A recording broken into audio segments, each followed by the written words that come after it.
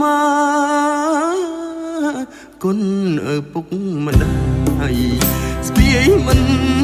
រួចឡើយតែខ្ញុំបានឆ្លើយដាក់លោកទាំងពីរដល់លេងវាយតប់ជួងថ្នាំផឹកស៊ីអាវ៉ាសែញៀនពេញទីបោឡែវងវីផ្លើតផ្លើនតាមមិត្តពាក្យលោកប្រដៅខ្ញុំមិនស្ដាប់ទេធ្វើបាបចិត្តម៉ែឡើងទ្វេលើសដើមទាំងមិនខលគិតព្រោះភាពក្មេងខ្ចីឈាមរាវគំនិតនាំគ្នាដើរភ្លឺល្ងងល្ងឹកចោលសាលាពិតជ្រើងក្លាប់កាប់ចាក់សុំកោសងបួងជួងបាបទាំងឡាយសាងលើម្ដាយថ្លៃសែនច្រើនពេកក្រៃខ្ញុំខំធ្ងន់ណាស់សង្ឃឹមខ្ញុំបួងលៀងបាបបានខ្លះគួខ្មាំងមនុស្សក្នុងលោកយ៉ាជាក្មេងបាត់សា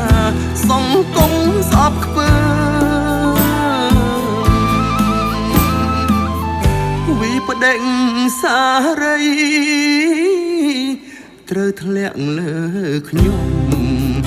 មានទុកប៉ុនភ្នំ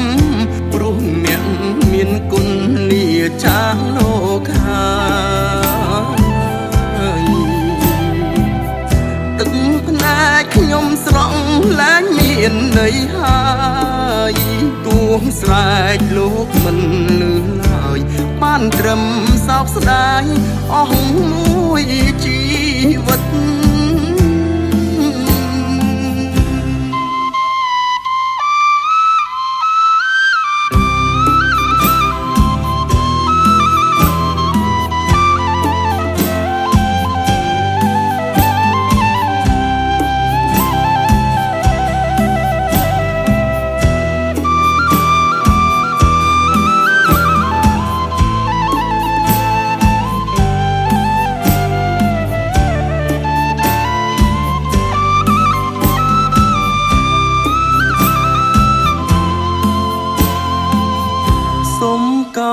សងបួងជួងបាបទាំងឡា